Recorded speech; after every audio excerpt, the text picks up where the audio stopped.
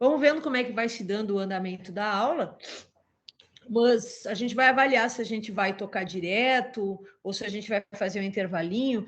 Eu peço a vocês aí o direito de ver se eu vou estar muito cansada ou não, tá? Porque às vezes eu me empolgo muito, fico muito agitada, e aí eu acabo ficando cansada e eu preciso fazer um intervalinho, né, gente? Porque falar 3 horas seguidas é complicado, né? Mas vamos nessa. Olha só, deixa eu colocar o slide da aula de hoje. De vez em quando a gente vai ter participações especiais, vocês sabem, né? Uma participação muito especial aqui, que já está na minha volta. Deixa eu ver. Cadê? Aqui. Receberam direitinho o slide? A monitora passou para... Tá, legal. Maravilha.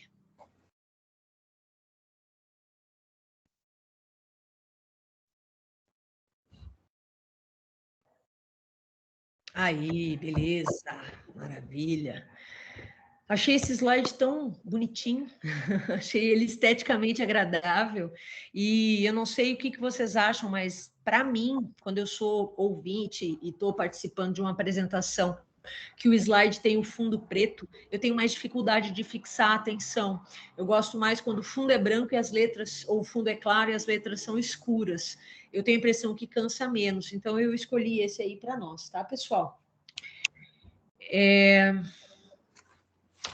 Bom, para nós que chegamos até aqui, né, e vocês devem ter percebido aí que eu tomei o cuidado da gente ter uma primeira etapa de base, com conceitos gerais, com uma percepção política do nosso fazer no campo das políticas públicas, né, para que depois, quando a gente fosse olhando as principais políticas, que fosse fazendo um sentido muito lógico para vocês, que a gente trabalhasse daquele jeito naquela política pública, tá? Então, hoje, com a política pública de educação, não é diferente, tá? Quem conseguiu dar uma olhada no material e ver aí os slides, percebe que o tom da nossa atuação, também na política de educação, está muito alinhado com respeito, em primeiro lugar, com o nosso código de ética, né, partindo da profissão como um parâmetro. Em primeiro lugar, que a nossa prática em todas as políticas públicas que vimos até agora, não é a minha, viu? Peraí. Conflito lá embaixo, deu conflito entre cães. Então, vocês vão perceber que o nosso foco sempre é o nosso código de ética, que tem por base a Declaração Universal dos Direitos Humanos, né? Cuja Constituição brasileira também se ancora nessa declaração, a Constituição de 88. Então, a gente percebe que tem uma doutrina, né? Tem um paradigma para se olhar para as pessoas que são os sujeitos de direito nas políticas públicas. E isso vai ficando claro, a gente só vai depois complementando com as ações que cada política vai desenvolver. E é o que a gente consegue perceber, né? E é o que eu tomei cuidado de mostrar para vocês na construção do nosso fazer em face da política de educação. Eu coloquei aqui para vocês, estamos aí na lâmina 2, tá?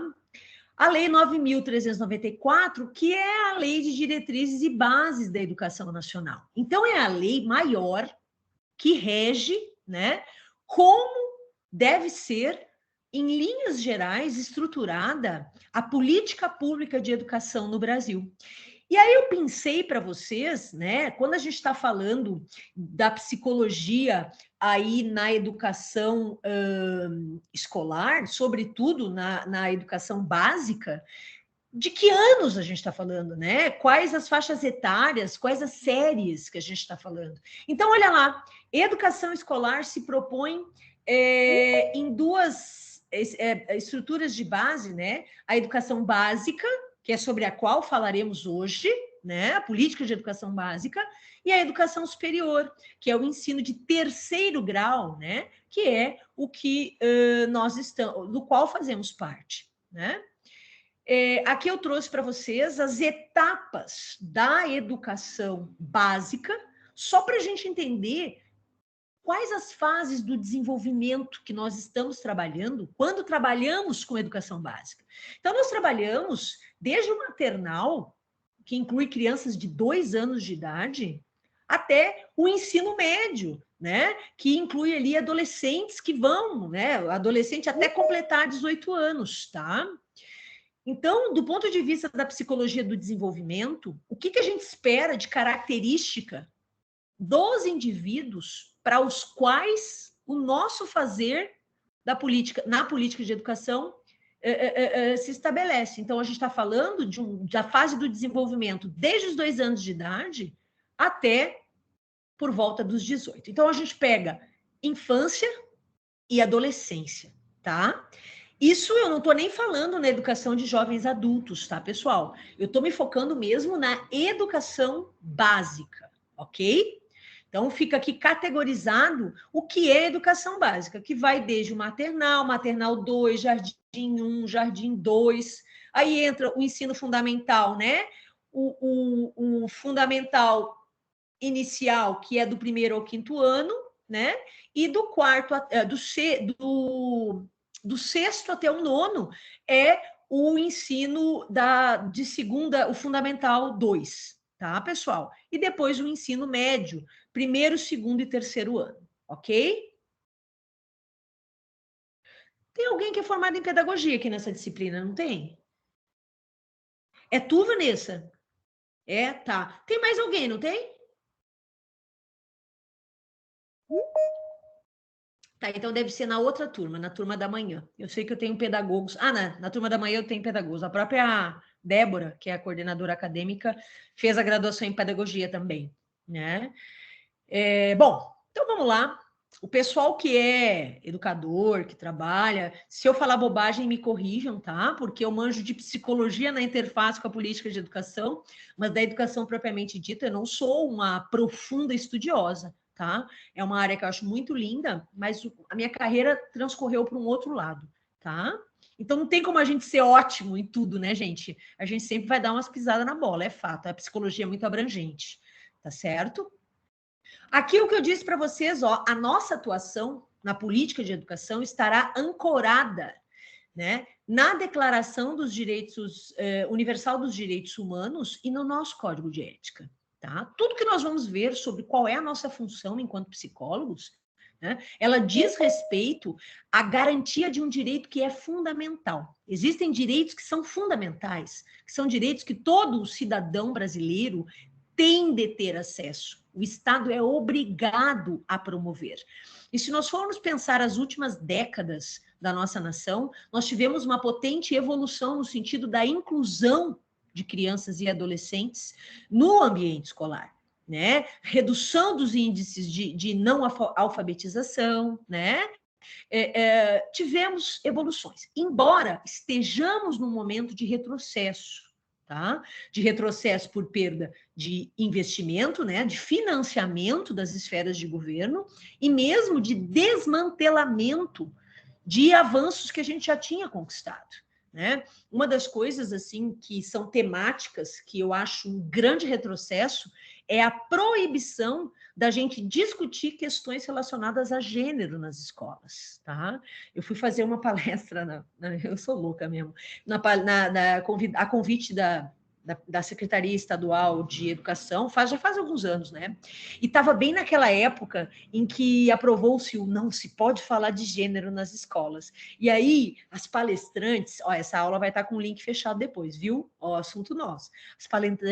As palestrantes combinaram em que todas as nossas falas, a palavra gênero apareceria o máximo de vezes possível, para a gente demarcar, até porque, do ponto de vista institucional, eu não posso, e eu fui enquanto psicóloga da defensoria, do ponto de vista institucional, eu não posso deixar de falar num determinado discurso, de uma determinada forma, tá? Então, eu fui representando a defensoria e combinamos que falaríamos de gênero, todas nós. Inclusive, a professora Cláudia Almeida estava junto, tá? Fizemos essa armação em prol do que deveria ser falado. Por que eu estou dizendo que quando não se fala de gênero, a gente perde muito? Quando a gente não fala de gênero, pessoal, a gente não fala da relação entre homem e mulher. A gente não fala. Se você não pode falar de gênero, você não pode falar da relação entre homem e mulher, né? Você não pode trabalhar com as crianças como deve ser uma relação respeitosa entre homens e mulheres. A gente também não pode falar de violência sexual, por exemplo, né? Porque as questões envolvendo abuso, avanço dos limites corporais que estão implícitos, por exemplo, na relação entre o gênero masculino e feminino, não podem ser tocadas. Todo o universo LGBT e o respeito à diversidade humana, né, ele também não pode ser falado. E aí vocês vão perceber, e quem já leu o material deve ter ficado claro, que é totalmente incoerente você proibir falar nessa temática, sendo que a temática de gênero, ela implica em vários fenômenos que repercutem no ambiente escolar, né? Que aparecem ali no ambiente escolar, de um jeito ou de outro. Se não pela relação entre os alunos, para dar vazão a coisas que acontecem nas famílias dos alunos, na comunidade em que esses alunos moram, certo? Porque a nossa atuação na escola, ela é absolutamente, ela tem que ser absolutamente relacionada à vida dos sujeitos que frequentam a escola, ao território, né? Aquilo que acontece lá onde as pessoas vivem. Não é à toa que o critério para as crianças estarem na educação pública é que as suas unidades escolares sejam no território onde essas crianças residem. E aí o critério de territorialidade, ele também vale para a educação. E aí o foco na família como uma matriz que eu vou trabalhar para fortalecer o indivíduo também se manifesta na educação.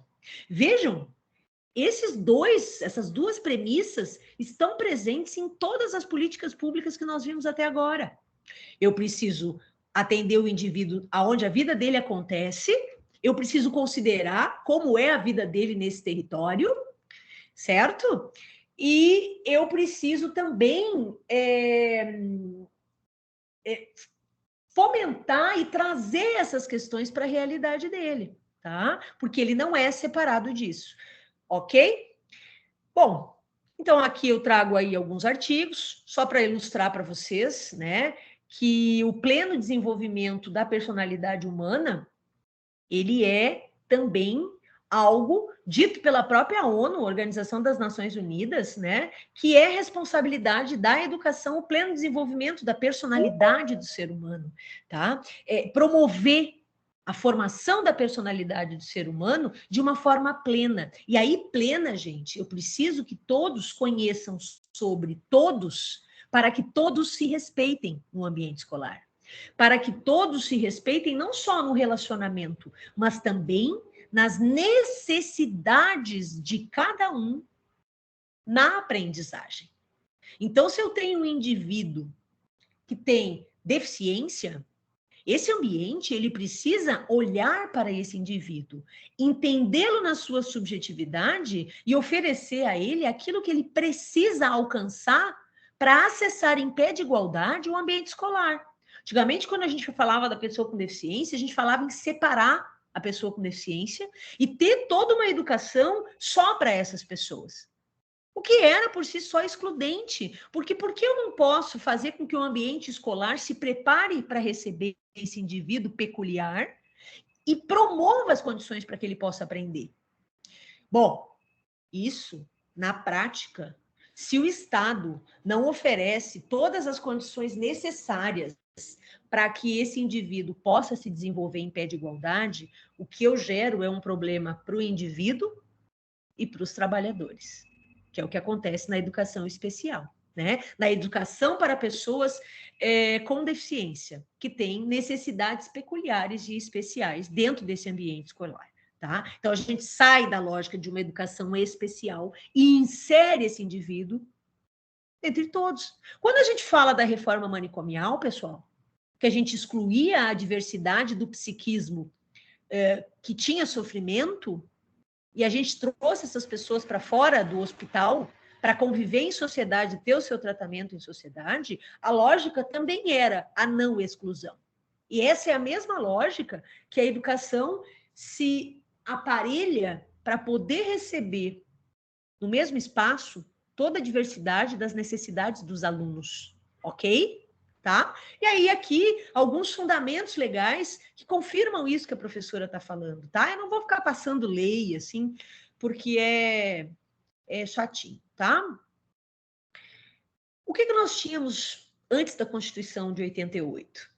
Formalmente, havia uma distinção muito grande de um tipo de educação para quem pagava e um tipo de educação para quem não tinha como pagar pela educação. Então, a gente falava de uma educação distinta, dependendo da classe social dos indivíduos. Em tese, em termos curriculares, né? Me corrijam aí os pedagogos, Vanessa, por favor. Em termos curriculares, eu tenho uma matriz única, correto?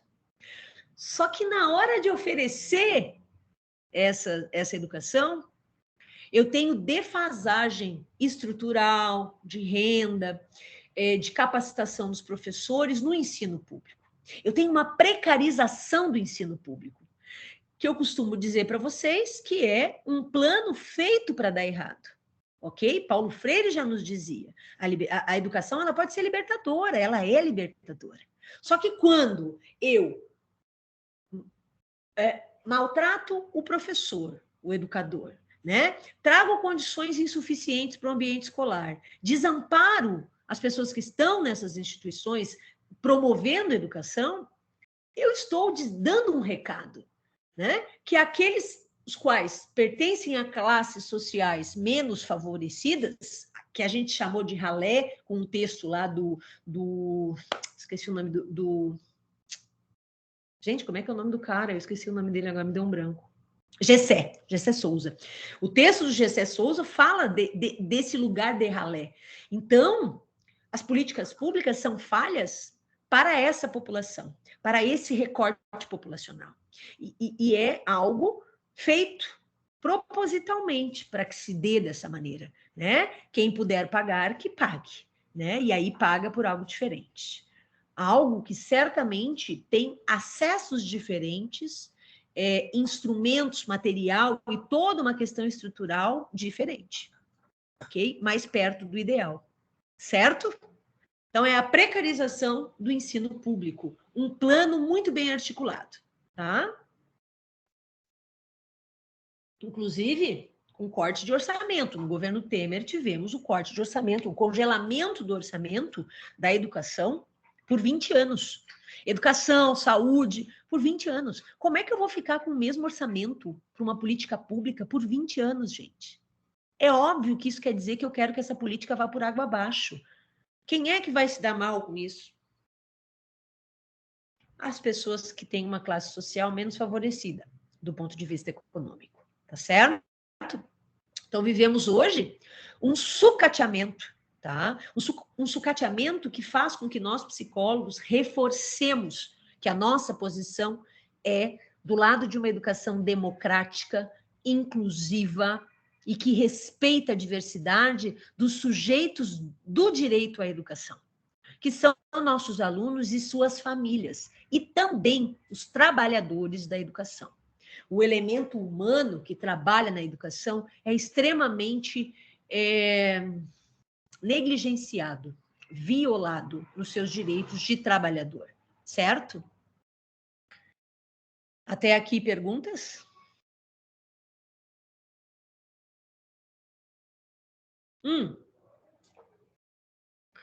E nós, dentro dessa política pública, né?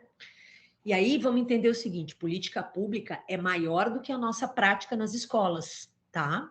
Quando a gente faz, por exemplo, toda a mobilização para a aprovação desse projeto de lei que foi aprovado em 2019, que torna obrigatória a presença de psicólogos e assistentes sociais nas escolas, é importante que a gente entenda que para a gente chegar na aprovação daquela lei, que ficou por mais de uma década tramitando, por que não queriam que nós entrássemos nas escolas, pessoal? Porque o psicólogo, ele tem a responsabilidade ética de entrar no ambiente escolar para contribuir, através das suas análises, num movimento de melhoria do ambiente escolar, onde a gente vai promover a superação daquele olhar que individualiza o sujeito. Ó, eu só tenho escola para esse sujeito aqui, ó, que tem inteligência dentro desse parâmetro, que aprende sem grandes complicações e que se comporta direito. Se o sujeito sai desse parâmetro de funcionamento, a escola já entra em parafuso, no sentido de que existe uma dificuldade em refletir e lidar com a diversidade. Prova está que nós temos um grande movimento de medicalização da infância e da juventude, porque aquele aluno que de alguma forma tiver um comportamento diferente, uma capacidade de aprendizagem diferente, ele vai, e isso é uma prática muito comum na educação pública e privada, ele vai ser encaminhado para a gente medicá-lo.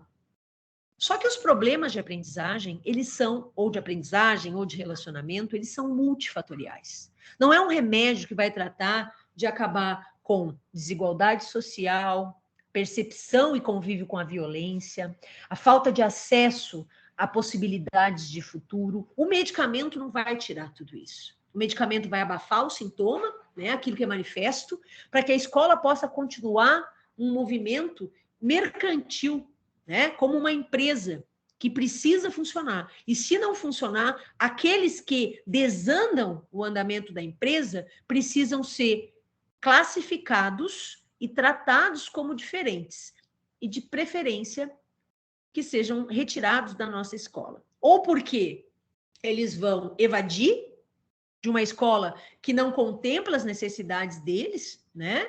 Ou porque evadir por questões de comportamento, ou porque a própria desmotivação por não conseguir aprender vai fazer com que esse indivíduo desista do ambiente escolar. Pode falar, Totti. Karina, e sobre o trâmite que parou, sobre a atuação dos psicólogos na escola, né? Além de proporcionar o desenvolvimento de um senso crítico, né?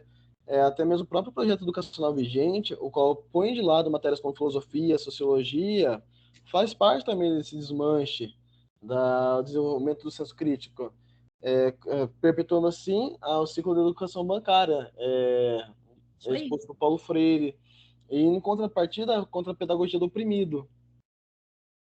Uhum. Pedagogia do oprimido, que dá espaço para trazer essas falas oprimidas numa sociedade desigual, né, Leandro? E, consequentemente, você não tem um agenciamento de você colocar um estudante, indivíduo, em um lugar que ele se enxergue num contexto diferente ou que ele possa ver cenários diferentes, críticos. Sim, sim, sim. Essa escola, tá bom, você tem que desejar a escola, mas essa escola traz mais o que para que eu a deseje, né? O que vem dessa escola para que ela seja agenciável por mim, né? Sim. Porque não basta dizer eu tenho que ir para a escola tem que me oferecer coisas que eu vou agregar a ela. Tem que ter coisas que me interessem lá para que eu deseje estar lá, né, Totti? É isso que você quer dizer, né? Isso. Maravilha. É isso aí. Por isso da importância da gente estudar também sobre o conceito de agenciamento, né? O desejo é esse, tá bom, eu desejo ir para a escola, mas não só ir para a escola, porque o que ela me traz, né? Que outras coisas eu desejo junto com ir para a escola, tá? Maravilha. Então, se a escola não contempla o sujeito, não considera a realidade subjetiva dele, as vivências dele, esse indivíduo vai ter uma tendência grande a não desejar a escola, a não desejar estar ali. Ele não se vê representado ali. Aquele espaço não é dele. Né? Aquele espaço é um espaço que o classifica como aquele que não deu certo e que não dará. Né? E aí a gente vê movimentos muito potentes de depredação das escolas, né? Onde se ataca o prédio da escola, e isso é um sintoma social. Essa escola não é sentida como minha, como parte do meu território, parte da minha vida. Ela não é feita para mim, ela não me atende, ela não me contempla. Né? E aí ela vai ser atacada estruturalmente, como uma prova de que a comunidade daquele entorno não considera aquele lugar como um lugar de pertencimento, né? Eu sou daqui, eu sou daquela escola, essa escola, ela está nesse território, ela está conosco, né? E isso é muito importante, tá? Então, voltando ao porquê que demorou tantos anos para aprovarem a nossa entrada nas escolas, tá? Porque o psicólogo entra com essa responsabilidade de olhar para os indivíduos na sua subjetividade, possibilitar o reconhecimento das dificuldades de aprendizado. Por que que nós temos evasão escolar? Por que que nós temos o fenômeno da violência manifesto muitas vezes no ambiente escolar? E, principalmente, nós precisamos entender que esses sintomas que se manifestam na escola, eles têm a ver com vivências de pobreza extrema, de racismo, de discriminação de gênero, de discriminação de orientação sexual, de falta de acesso igualitário. Quando a escola não promove o conhecimento, por exemplo, do aluno de ensino médio, que ele pode fazer uma graduação, que ele pode fazer um curso técnico, que o aluno que vai entrar no ensino médio, né? Ele precisa saber o que desejar. É a ideia do agenciamento, para que então ele deseje chegar.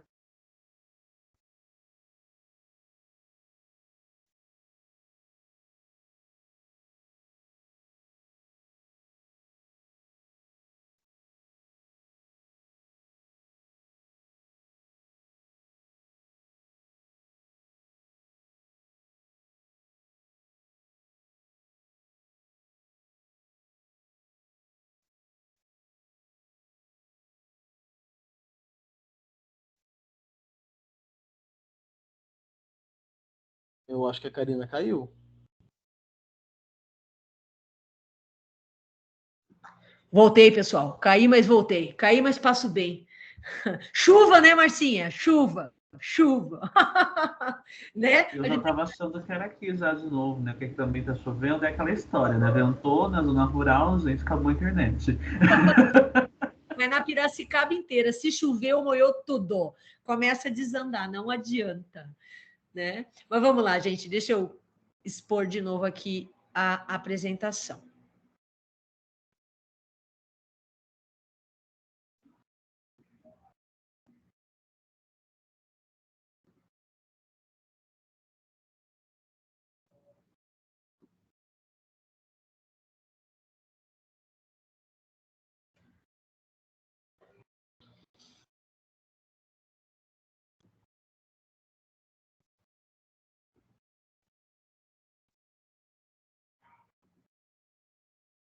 Tá. Vamos lá. Certo? Então fica claro que essa função de conhecer da realidade dos sujeitos vulneráveis, que são os principais usuários da política de educação pública, é imprescindível para que nós possamos fortalecer os indivíduos, para que a gente tenha uma nação mais consciente, né, com um desenvolvimento mais digno, mais coerente com o conceito de cidadão brasileiro. Tá bom? E aí sim, como o Totti bem fala, disciplinas como história, sociologia, a própria psicologia, elas são persona non grata, porque elas fazem um resgate da história da nossa nação. Elas nos fazem pensar, refletir, né? Aquela máxima de que o ser humano que não conhece a história tende a repeti-la, né? Ela é muito válida. Então, o que a gente faz com uma população vulnerável? Não importa saber da história, não importa fazer essas pessoas refletirem. O que importa é passar uma educação bancária ali, mecanicista, né? Insuficiente, e que, de fato, vai gerar grandes falhas na aprendizagem. Para todo mundo no Brasil, não. Para quem não puder pagar por educação. Tá certo? A gente vê esse grande impacto, por exemplo, no Enem, nos vestibulares, né? Na hora que a gente vai pegar essa educação básica e vai, de uma certa forma, pô-la à prova, para ver quem é que passa por essas provas mais complexas da universidade pública. E não são os alunos da universidade pública, né? Então, me parece que na educação básica só sobra a pública, com a qualidade da pública como é ofertada, e na superior, a pública é dada para quem estudou a vida inteira na educação privada. Tá? Grosso modo, é isso. Tivemos momentos na história brasileira em que nós tivemos um fomento do financiamento universitário, do ingresso aí e a construção de políticas afirmativas, inclusivas, mas hoje vivemos um momento de potente retrocesso na política de educação. Aliás, Nenhuma das políticas que falamos até agora está em processo de evolução. Todas estão em processo de retrocesso, inclusive orçamentário, porque sem dinheiro a gente não faz política pública, gente. Tá bom? A gente está falando de educação, educação, educação. A educação que nós esperamos, certo? Fortalecendo aí esses parâmetros, é uma educação para uma prática democrática, dentro dessa lógica da reflexão, do empoderamento dos sujeitos, da consciência das pessoas sobre si mesmas e do seu potencial enquanto indivíduo e enquanto grupos organizados. Vocês podem ter certeza, toda a sociedade que tenta dominar uma parcela dela, né, o faz pela dominação, pelo medo, pela opressão e pela precarização dos acessos. Se eu não me organizo em grupo, se eu não me fortaleço, individualmente fica muito mais difícil para mim. Então é óbvio que eu não quero uma nação instruída e reflexiva. Se o plano de quem está no poder, que eu não falo de uma pessoa só, eu falo de uma lógica política brasileira, se o plano de quem está no poder é que nós não reflitamos. Então, como é que eu vou aceitar que psicólogos e assistentes sociais entrem com essa missão dentro das escolas? Por isso que foram muitos anos em que a nossa categoria, junto com a categoria dos assistentes sociais, lutou intensamente pela nossa inclusão obrigatória na política de educação. E, gente, vocês podem ter certeza absoluta, depois de termos ingressado e estarmos trabalhando há um bom tempo, nós teremos outra escola. Eu aposto todos os meus diplomas com vocês. Nós teremos outra escola, né? Só que o momento que a gente está agora é um momento muito nevrálgico, um momento muito peculiar. Nós estamos no momento em que cada estado e município vai regulamentar como vai se dar a inclusão de psicólogos e assistentes sociais nas escolas, tá? A gente já tem parâmetros estabelecidos, eu mandei um documento para vocês que fala ali, né? Ele é mais chatinho, assim, cheio de norma e regra, mas ele fala o rol das atividades que nós faremos nas escolas e também dos assistentes sociais. E é tudo no sentido da reflexão e da crítica. É óbvio que nós não éramos bem-vindos, mas conseguimos. Agora, a fase é fazer acontecer, certo? Acontecer como tem que acontecer, certo? Porque se for para a gente entrar para as escolas, pessoal, e seguir classificando as pessoas, segregando o diferente, culpabilizando pobreza e não enxergando fenômenos sociais muito potentes que interferem na educação, né? Se não for para a gente atuar assim, nós vamos voltar a uma lógica classificatória e de segregação, né? Onde a gente vai aplicar teste, ver o aluno problema, encaminhar para o psiquiatra para medicar, porque a gente não dá conta de entender que os sintomas têm raízes mais profundas. E muitas delas estão ancoradas na sociedade, no contexto social que vivemos. Esse foi o grande diferencial de Paulo Freire para a educação brasileira. Olhar para as pessoas, olhar para a vida das pessoas, olhar para o território em que as pessoas viviam, né? E olhá-las de uma forma plena, ampla, né? E a educação como algo muito maior, que não se faz só na escola, tá? Ok? E a psicologia... Oi, pode falar.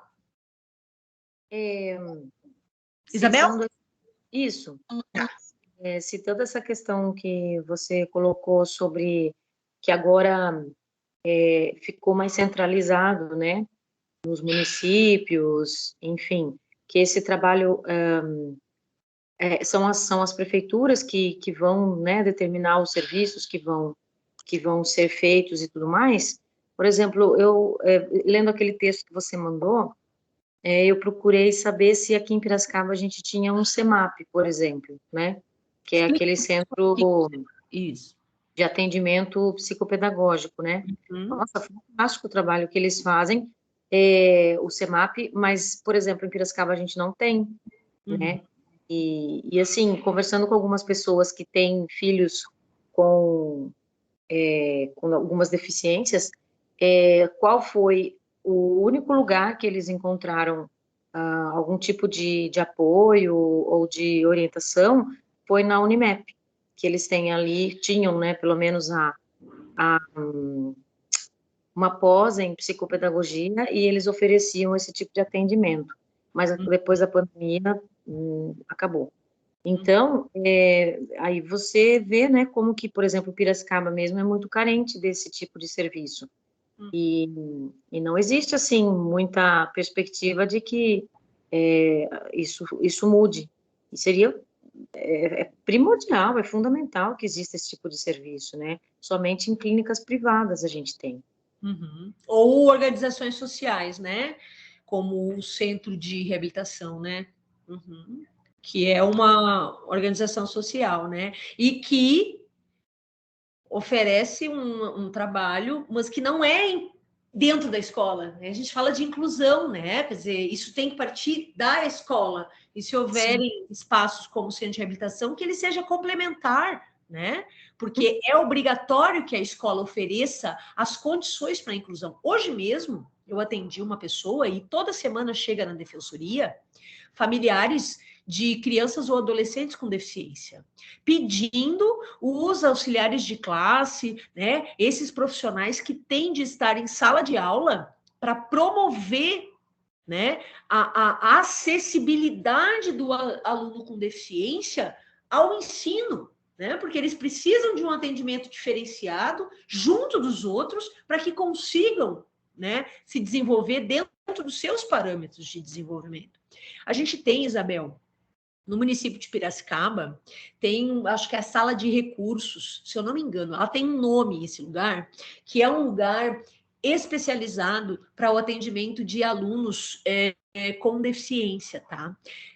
Só que só até o Fundamental 1, acho que só até o 5º ano. Do 6º ano para frente, se eu não me engano, as escolas são estaduais, não é?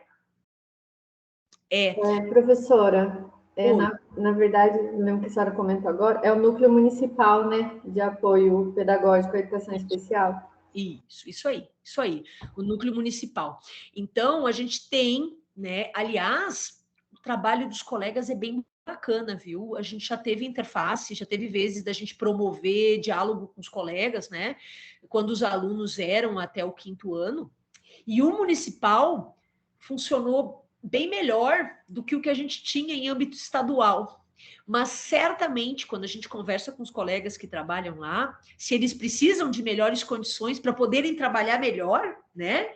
Sim, a resposta é sim, né? Precisamos de melhores condições para a gente trabalhar melhor, para a gente conseguir efetivar esse direito à inclusão, né, Isabel? Porque ele está extremamente sucateado. A gente, por vezes, precisa judicializar que o Estado promova o auxiliar de classe e os outros profissionais que são necessários para as crianças terem a aprendizagem inclusiva, né? Então, quando vai para o âmbito estadual, é pior ainda, falta mais recurso ainda, né? E isso é dizer que a inclusão está no papel, mas não fazê-la na prática. Isso é segregar, né? Isso é excluir com uma máscara de inclusão, né? O que adianta ter uma lei muito bonita que versa sobre a inclusão se ela não se efetiva, né? Quer dizer, é meio perverso, né? Eu te aceno com uma possibilidade, mas não vai ter, né? Vocês vão ter que ficar entrando com um processo toda vez que precisar fazer valer um direito que está posto em lei. Eu não preciso criar a lei já existe. Preciso fazer acontecer, né? E, bom, então, só para Comentando mais um pouco, Karina, falar sobre esse último texto que você enviou, né, da psicologia na educação inclusiva, assim, para ela funcionar realmente do jeito que é para ser, o psicólogo tem que estar presente, porque ele tem recursos que o pedagogo não tem, né, que o professor não tem. Então, essa ponte que o psicólogo faz de entender, né, todo o processo histórico dos territórios mesmo, entender as subjetividades daquele grupo que está sendo trabalhado, os próprios recursos de avaliação psicológica, enfim, usado da forma correta, né, não para diagnosticar somente, mas é fundamental. Então, não tem como excluir, tirar o psicólogo desse processo. E o que se vê, né, é essa coisa pela metade, né? Está na lei, foi alcançada a lei, e muitas vezes, quando se busca esse direito, o máximo que você tem é um auxiliar, ou mesmo um outro profissional da área da educação, auxiliando essa criança em sala de aula, mas o psicólogo mesmo, que deveria estar presente ali, não está, né? Então, é um caminho aí bem longo ainda para a gente ter essa plena atuação, né? Porque é um trabalho igual você comentou, né? O princípio da territorialidade e do matriciamento, né? Tal Sim. como é feito o SUS e o SUAS, porque é uma equipe inteira trabalhando, cada Sim. um com a sua especialidade, né? Sim, sim, sim. É multidisciplinar e, mais do que isso, interdisciplinar. Eles precisam se comunicar, trabalhar de maneira integrada, porque o sujeito é um só, né? Então, a nossa função é muito importante. Ela é uma função de aquele profissional que vai estar não só questionando como a coisa está se dando, mas trazendo seus recursos para fazer a coisa funcionar da melhor maneira possível, dando suporte para o colega professor, dando suporte para a família do aluno, dando suporte para o aluno. Nós somos essa figura que transita entre esses atores do ambiente escolar, né? Uma figura questionadora. E é por isso o principal motivo que psicólogos e assistentes sociais lutaram por mais de 10 anos para a criação dessa lei, que foi promulgada, né, em 2019, e que está numa fase agora dos estados regimentarem como vai se dar e de os municípios também regimentarem como vai se dar a nossa entrada nas escolas municipais. Então, a gente já está antevendo a criação de muitas vagas para psicólogos trabalhando nas escolas.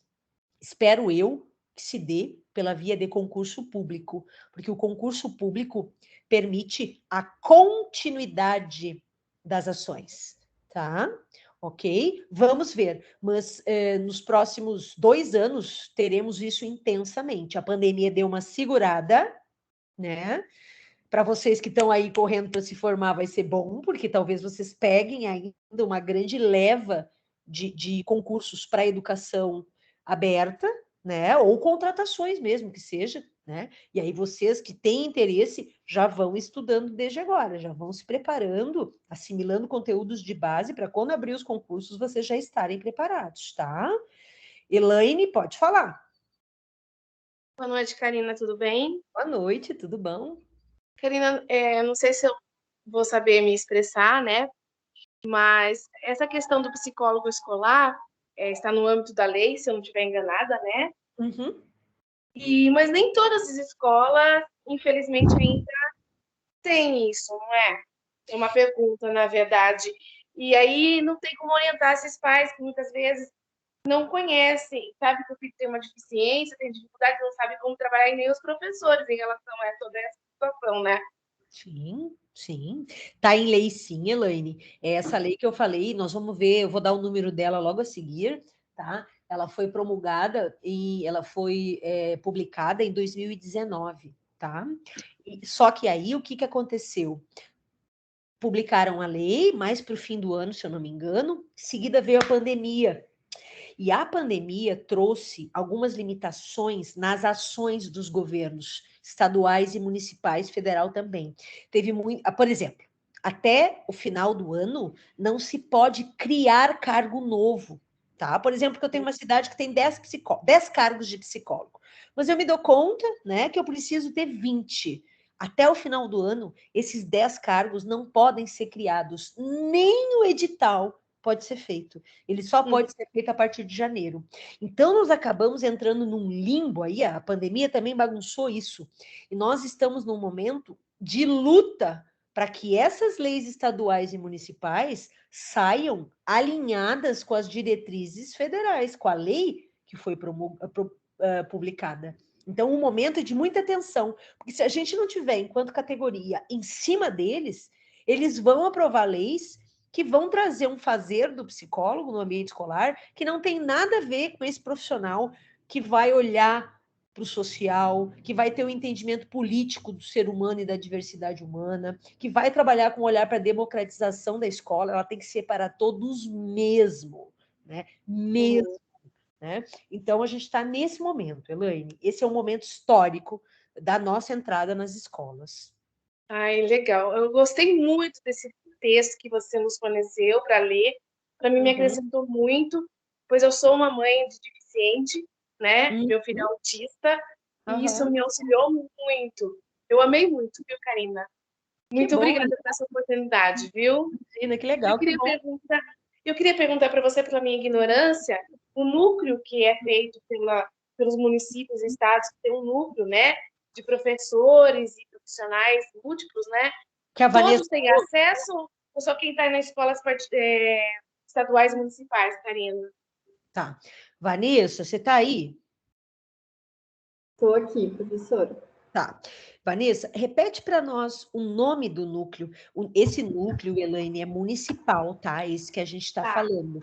Mas nós também temos na diretoria de ensino toda uma parte que é para o olhar para a educação inclusiva, tá? Mas aí a Vanessa vai falar para ti o nome do núcleo. E, Vanessa, se você puder falar um pouquinho mais, só para a gente orientar a Elaine e os demais colegas, né? Muito obrigada, viu, Karina? Nada, Elaine. Sim, professor. É o Núcleo Municipal de Apoio Pedagógico da Educação Especial. E aí ele abrange, né, principalmente os alunos do ensino municipal, mas ele também engloba os outros alunos de rede pública, rede privada, né, tanto estadual, municipal, quanto privado. E também na diretoria de ensino tem as próprias professoras, que elas podem direcionar também, né, especificamente para a parte da educação especial, educação inclusiva. Mas no núcleo, como ele é municipal, ele atende a todas as crianças, né, ou adolescentes que necessitam de algum atendimento voltado à educação especial. Até se tu quiser, tem também o número do telefone de lá, qualquer coisa, quiser entrar em contato. Pode falar, Vanessa. Posso falar? Vanessa vai te falar. Tem aqui na minha agenda anotado. É 3435-7542. Obrigada, viu, Vanessa? Imagina. Obrigada, Vanessa. Que legal, que bom. Eu adoro quando tem os alunos que são de outra área que a gente consegue beber da fonte dos colegas. Isso é ótimo. Muito bom.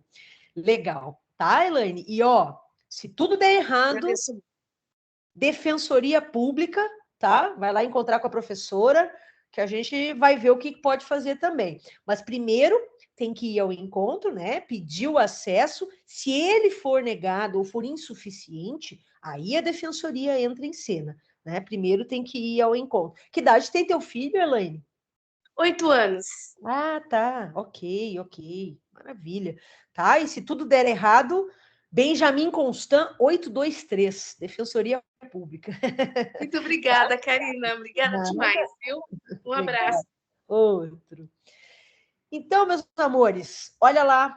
Então, nós, psicólogos, somos aquele profissional zica, que vai olhar, mas como assim vocês não estão considerando que nós temos alto índice de violência contra a mulher nesse território? E aí vocês estão achando muito horrível que os meninos estão agredindo as meninas nas escolas, na escola, por exemplo, né? Vamos fazer um trabalho com essas famílias, né? Vamos fazer um trabalho ampliado nessa comunidade, vamos fazer grupos com essas famílias, vamos instruir as pessoas sobre violência intrafamiliar, sobre relações familiares, vamos investir nas pessoas, tá? Nós somos, junto com os assistentes sociais, uma profissão que eu tenho o máximo respeito, né? Trabalho a vida inteira com eles. Nós temos essa função de olhar por cima do muro, olhar para além do senso comum. E digo mais, muitas vezes os nossos colegas educadores estão soterrados por uma estrutura que os massacra. Não esqueçam disso. Fustigar e maltratar o trabalhador é uma excelente estratégia para precarizar a capacidade de trabalho dele.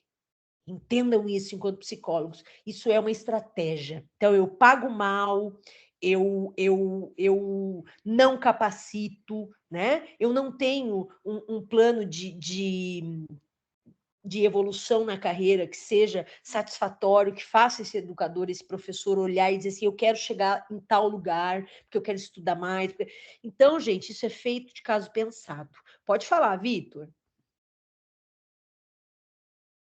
Estou com duas dúvidas, cara. Primeiro, então, na escola, basicamente, a gente trabalha com todos os grupos, alunos, famílias e os professores, que são os profissionais ali dentro. E mais a comunidade do entorno. Ah, certo. Então, a gente pode trazer essas pessoas que estão fora da escola para dentro do ambiente escolar através dos trabalhos de grupo, por exemplo. Super. Deixa eu fazer, antes de você fazer a outra pergunta, já nós vamos falar as atribuições. A gente vai olhar uma por uma e eu vou dar exemplos de possibilidades. A gente foi chamada, a defensoria foi chamada para uma escola. Márcia... Ai, gente, ela tem um apelido que é o nome do bairro, Márcia Modesto, uma escola estadual. Nós fomos chamados, eu acho que é Márcia Modesto, fomos chamados a fazer uma análise do que acontecia nessa escola e nós entramos com a ideia de todo um trabalho com todos os trabalhadores da escola, com os representantes alunos e com figuras da comunidade que eram figuras reconhecidas. Então, tinha o pastor, que tinha um cara muito legal, tinha vários projetos, bem na lógica da função social da igreja, não doutrinária, mas de entender a função social que as igrejas podem ter, né? Nunca esqueçam, a assistência social, né, ela começou a ser ofertada pelas igrejas na história da assistência social, por exemplo. Tá? De uma forma caritativa, totalmente diferente da estrutura que temos hoje, né? De política pública, ciência e tudo mais. E nessa escola, nós fizemos um trabalho muito bonito, de vários e vários encontros, onde nós levantamos demandas, olhamos o porquê que os alunos destruíram aquela escola. Eles destruíram e tiraram as câmeras, tiraram as portas, quebravam os vidros. Era assim, ó, e conhecida na cidade inteira como uma escola problemática. Quando nós começamos esse trabalho, nós nos aproximamos do território. Uma das primeiras ações que tivemos, Vitor, foi chamar todos os órgãos públicos, representantes de todos os órgãos públicos que trabalhavam naquele bairro, de onde vinham as crianças daquela escola. E envolvemos todos esses atores, cada um na sua parcela de responsabilidade pelas vidas daqueles alunos e de suas famílias. Este é um típico exemplo da atuação de um psicólogo numa escola.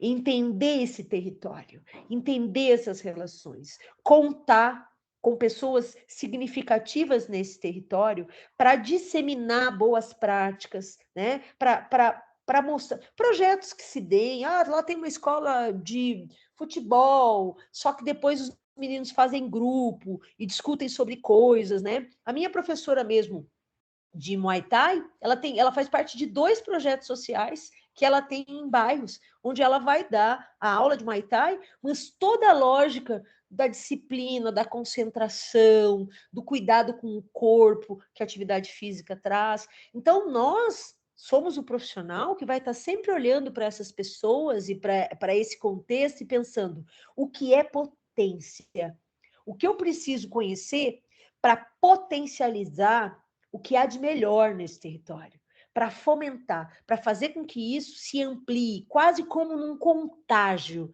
de coisas bacanas e boas, tá? Então, sim, a gente trabalha fazendo grupo, a gente trabalha indo na comunidade, trazendo os representantes da comunidade para dentro da escola, né? Enfim, de repente, estamos lá, estamos com os alunos de 9º ano e queremos falar sobre os cursos técnicos, a educação técnica. Então, a gente pega no próprio bairro pessoas que fizeram educação técnica no ensino médio, outros que fizeram graduação, e vamos trazer essas pessoas para falar sobre isso, vamos gerar desejo nesses alunos. Se eu não conheço, não tenho como desejar. Então, eu apresento essas possibilidades, e aí vão haver os agenciamentos. A criança vai desejar fazer uma graduação. Porque colado por ela só é a Lamborghini na ilha? Não, é porque eu tenho a graduação, dela vem melhor remuneração ou satisfação subjetiva com o exercício profissional. Eu quero ser veterinário porque eu amo bichos.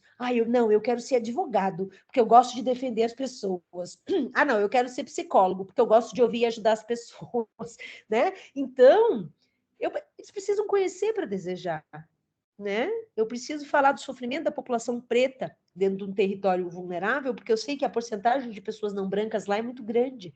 E eles precisam entender, né? Qual é essa relação na sociedade? Enfim, nós somos estes que vamos sempre estar botando o dedo na ferida. Sabe aquele meme? Sabe que aparece uma foto e alguém com o dedo assim embaixo da costela, assim, né? Geralmente o pessoal diz, saindo da... Meu terapeuta. Precisamos conversar sobre um ponto importante hoje. Isso! Gente, quando a terapia começa assim, eu até abaixo a cabeça e falo, não. Né? Então, nós somos esse que vai estar dizendo, ambiente escolar, colegas, comunidade, precisamos conversar sobre pontos importantes para nós, né? O que esperamos para as nossas crianças e adolescentes? Vamos ressignificar historicamente a exclusão e o lugar da ralé? Vamos potencializar essas pessoas? Vamos transpor essas realidades? A nossa função é essa, tá? E a gente não está sozinho, a gente tem que contagiar as pessoas nisso, tá bom?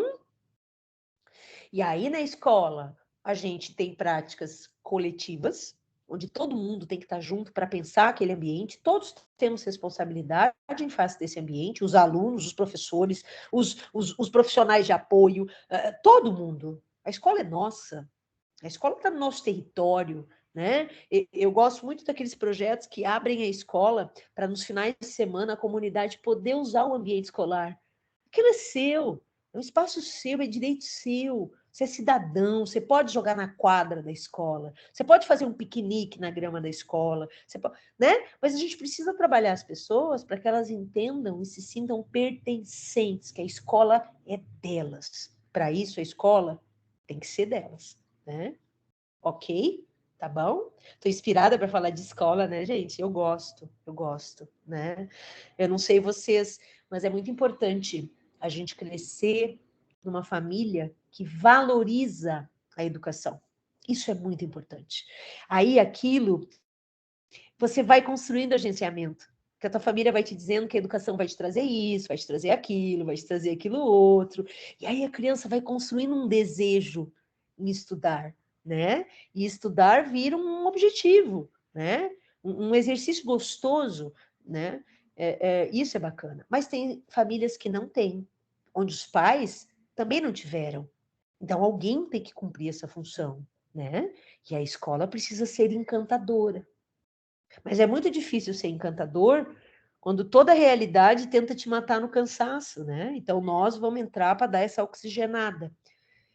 Tomara que a gente consiga, tá? Tomara que a gente seja tenaz, né, Vanessa? Que a gente consiga fazer isso, né? Tá bom? Vamos adiante, então. Olha lá.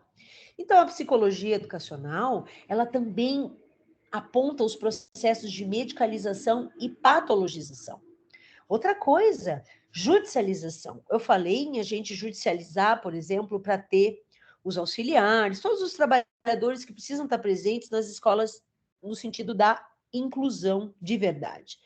Só que tudo que a gente faz na defensoria, e aí eu falo aí, eu na defensoria enquanto psicóloga, é para evitar judicializar, viu, gente? É por isso que a gente encontra com os colegas da educação especial, da educação inclusiva, é por isso que a gente encontra com os colegas que trabalham nesses espaços, para a gente ver com eles como a gente promove esse acesso sem gerar um processo judicial. Através do diálogo, através da discussão com os nossos colegas, tá? E essa é a nossa função. Nós precisamos olhar e trabalhar no sentido de superar os processos de exclusão e estigmatização dessa população vulnerável, porque a escola pública está para a população mais vulnerável, né? No Brasil, essa é uma verdade real de fatos, tá? Ok? Então, como é que a gente supera, transpõe estigmas? Como é que a gente supera os processos históricos de exclusão das classes mais vulneráveis economicamente? Não é à toa que vocês têm aula de psicologia social, né? Que vocês têm aula dessas disciplinas que vão dar base para vocês olharem por essa lógica, tá? Não esqueçam, a escola é uma instituição. Se a sociedade brasileira entra em crise, a instituição escola também entra. Para além da crise crônica, que ela é imersa, ela também entra numa crise situacional. Então, quando eu falo para vocês que a gente também está em retrocesso na política de educação, é isso que eu estou querendo dizer, né? A instituição escola está sofrendo ataques muito potentes, tá? E para um caminhar de uma escola mercadológica, né? Que oferta produtos padronizados, que não vão se preparar para esse indivíduo que está na escola, mas vão oferecer um pacote para alguns. A gente precisa tomar cuidado com isso. E a nossa entrada é para fazer um movimento contrário a isso. Essa coisa homogênea, a escola de um jeito para todo mundo. Gente, vai ter muita gente que não vai querer ficar na escola, não vai conseguir ficar na escola. Não sei se vocês já tiveram dificuldade de aprendizagem ao longo das vidas de vocês. Eu fui uma aluna que sempre tive muita dificuldade de aprendizagem na matemática. Eu me lembro de ter terror, eu tinha pavor, eu entrei num processo de terror da escola, quando entrou na fase de aprender a fazer conta de dividir. Caramba, eu chorava, porque eu não conseguia entender. A minha sorte é que eu tinha uma grande amiga minha, que era 2 anos mais velha, hoje ela é contadora, então na época ela já tinha aptidão para matemática, e ela que me fazia não reprovar, porque senão eu teria reprova, e eu entrava em sofrimento, porque eu não dava conta de aprender aquelas coisas, né? E aí, por sorte, eu tive esse amparo, essa rede de suporte, né, que me fez vencer essas falhas. Eu estudei na escola pública até o 6º ano, e eu carreguei por muitos anos falhas de aprendizagem muito importantes, que eu fui correr atrás depois, né? Mas estudei na escola pública até o 6º ano, né? Enfim, ok? Então, aqui nessa lâmina, que é a lâmina 9, fala da escola mercado, né? Que tem produtos padronizados, onde todo mundo tem que se enquadrar naquela oferta. Quem sair disso vai ser avaliado, diagnosticado e segregado. Seja porque não vai conseguir entender, e a segregação se dará naturalmente, aspas, né? Ok? Entendem? Que quando ela não oferece aquilo que o indivíduo precisa para conseguir aprender naquele ambiente, o que ela faz? Ela acaba gerando exclusão. E esse sujeito vai desmotivar e vai querer sair da escola. Nem todo mundo vai ter uma amiga, né, com altas habilidades em matemática para poder sanar uma falha na aprendizagem, né? Então, a escola precisa estar preparada para isso, tá? Um dos fenômenos que a gente vê potentemente para tentar padronizar essas pessoas é a medicalização, tá? É a medicalização indiscriminada. Não é a medicalização, não é medicar nos casos necessários, é entender que eu vou, olha lá a lâmina de número 10, é entender, é achar que eu vou resolver problemas extremamente complexos com soluções simplistas. Gente, quando a gente tem problemas muito complexos, sempre vem alguém para apresentar uma saída muito fácil e muito rápida. Só que se o problema é complexo, aquilo é um engodo. Aquilo é um tapar o sol com a peneira. Não é resolver. Então, a medicalização é um processo por meio do qual questões da vida social complexas, questões que são geradas por fatores múltiplos, muitas vezes gerados numa cultura. Nossa cultura é racista, por exemplo. A nossa cultura é machista, né? A nossa cultura... Como é que eu vou chegar e vou resolver questões potentes que são influenciadas por essas questões culturais e complexas e históricas no nosso país, socando o remédio, pronto, só com o remédio que ele vai ficar comportado e aí ele consegue, né? E às vezes esse aluno ele não tem nada de hiperatividade, por exemplo.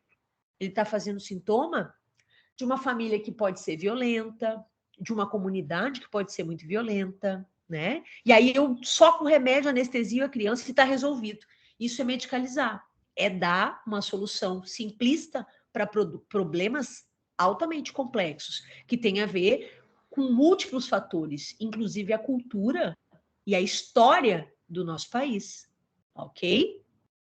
E aí você bota o foco no indivíduo, ele é o problema, né? Quando, na verdade, se eu digo que os problemas são multifatoriais, os problemas são múltiplos, é muito mais difícil de lidar do que socar remédio. Mas, se a escola é um mercado, o meu negócio precisa funcionar bem, né? Então, soluções rápidas, eficientes e eficazes, que não consideram a realidade da cultura e do indivíduo, da subjetividade. Ok? Nossa, eu tô indo rápido, hein? São 8h10 e eu já tô na lâmina 11 e são só 18. Nossa, tá muito rápido, pessoal. Não? Tá, legal. Até eu me assombrei agora. Que isso? Tá certo que essa altura do campeonato, nossa última aula do semestre, todo mundo quer que acabe logo e quer dormir, né? Hoje é dormir ou fazer sei lá o quê, né, gente? Enfim, né? Hoje é quinta-feira, hoje não tem jogo, né? Não que eu ligue também, bobagem. O que tem hoje na TV, hein? Na TV aberta? The Voice? Só queria ver se vocês assistem TV aberta. A Vanessa Fina, culta, eu não assisto essas coisas. Eu também. As pessoas assistem e me falam, dizem que tem. Eu nunca vi. Não dá tempo, professora. É igual quando você faz cerveja, né, Karina? Não bebo, mas ouvi falar que é bom, né? Diz que é bom, diz que tem boas cervejarias aqui nessa cidade. Dizem. Aliás, na reta da minha casa tem a Dama. Tem o carnaval com o pé quebrado também, que... Tem o bloco do Pirapirô, nós não vamos pagar nada. Não que eu goste dessas coisas, não, imagina. Né, gente? Esse ano vamos ter carnaval, né? Vamos ver, vamos tudo com a terceira dose, seja o que Deus quiser, né? Ok? Vamos nessa, gente. Gente, eu não sei vocês, mas o que choveu de convite de casamento para mim nos últimos dias. As pessoas estavam tudo louca para casar, né? Agora liberou-se, ó, casamento atrás de casamento. Vai ser tanta festa, nós vamos ficar uns 3 anos tendo festa. Isso é bom, né? Isso é bom. Vamos casar, né? Vamos lá, minha gente. Até aqui, perguntas? Sim, não, quem sabe? Desculpa, pessoal, me distraí que tem uma mensagem do meu pai. Quando meu velho manda alguma coisa, eu já fico atenta. Ó, então, eu reforço muito assim para vocês, quem tem intenção e gosta da área escolar, principalmente quem entende o campo escolar como uma possibilidade de a gente trabalhar fortemente com a psicologia social, porque né? A gente tem dentro da psicologia social todo um recorte que é para a educação. Esse é um lugar maravilhoso, tá? Então, quem tem essa pegada, quem tem sangue no olho com esse tipo de campo de trabalho, fiquem espertos, vai ter muita vaga. E acho que vocês vão pegar, porque né, eles não vão concursar todo mundo de uma vez só, né? Então, fiquem atentos, porque vai ser um belo campo de trabalho, tá? Se a gente conseguir fazer nesses moldes, né, pessoal? Ok? Quando eu falo para vocês que é muito delicado não conversar, por exemplo, sobre gênero nas escolas, ou sobre racismo nas escolas, ou sobre classe social nas escolas, né? É porque se entende que há uma ideologia nisso, né? Só que, na verdade, o conceito de ideologia significa uma ideia dominante imposta em face de outras ideias. E veja, quando eu falo de racismo, eu falo de toda uma população oprimida historicamente. Então não tem ideologia, porque eu não estou pregando a dominação das pessoas pretas que está dada na sociedade, eu estou pregando o contrário, eu estou dizendo, olhem para essas pessoas que são oprimidas, historicamente dizimadas, com novas formas de dizimá-los e matá-los e necropolítica, né? Então não pode ser uma ideologia, porque eu estou promovendo o acesso à igualdade, ao respeito, a olhar para desigualdades históricas. Ideologia é quando eu tenho uma ideia hegemônica, dominante, e eu imponho como uma ideia que tem que ser feita daquela forma, tem que ser posta daquela maneira. Então, não existe ideologia LGBT, por exemplo. Os LGBTs são discriminados, mortos, excluídos. Então, não há uma ideologia LGBT, porque esse grupo não é dominante na sociedade. Ele é vitimado. Da mesma forma que não pode, que é o que eles chamam de ideologia de gênero. Não há. Então, para começo de conversa, tecnicamente, isso está errado. E humanamente, também. Porque é desumano você não reconhecer desigualdades históricas, fenômenos que interferem diretamente na vida das pessoas. Certo? Entender que pessoas pretas e brancas vivem sua subjetividade da mesma maneira é uma grande mentira. É uma grande mentira. Né? Porque não é igual. Né? E a gente sempre fala, né, da abordagem policial, vem 3 jovens brancos numa calçada e 3 jovens pretos na outra. O Estado vai botar vistas em quem? Quem vai para a parede vai ser revistado. Ok, tá bom? O caso da bicicleta do garoto lá no Rio de Janeiro. Tinham roubado a bicicleta de um garoto, eles pararam um garoto preto que estava em cima da bicicleta, duvidando que ele pudesse ter aquela bicicleta e querendo ver se aquela bicicleta não era roubada dele. Né? Existe uma ideia aí. Existe uma ideia que é o pano de fundo para esse tipo de abordagem.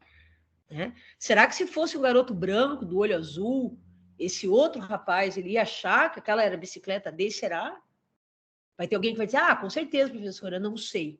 Estou querendo dizer que existem muitas coisas em jogo. E a nossa função enquanto psicólogos é olhar para além. E é por isso, repito eu, que levou tanto tempo para essa lei ser aprovada.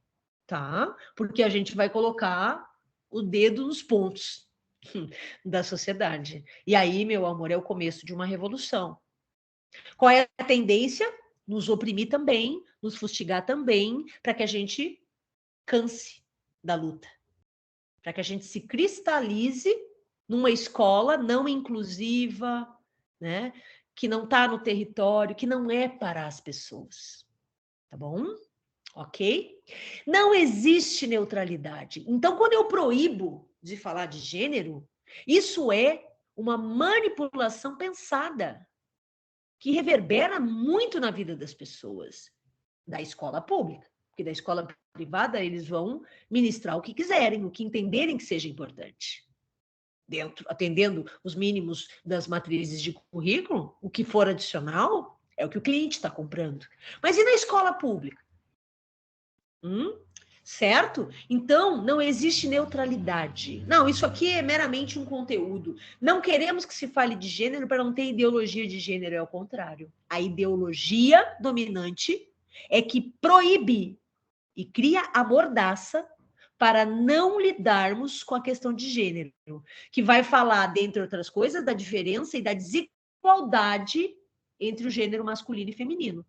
E depois, toda desigualdade presente na maneira como a nossa sociedade lida com a diversidade de gênero, de orientação sexual, tá? Então, para não falar de gay e lésbica, eu não falo de nada, não falo nem da relação homem e mulher. Isso é ideologia. Isso é suprimir coisas de oprimidos que eu não quero que se fale. Para quê? Para perpetuar a opressão. Certo? Só para a gente contextualizar por que não é ideologia de gênero. Bom? E assim, tá, pergunta, né? Porque hoje em dia tem essa discussão de que não se pode falar, né, ideologia do gênero. A gente vai poder, minha pergunta, né, eu me colocando na escola já, mas o psicólogo vai poder fomentar essas discussões dentro do ambiente escolar?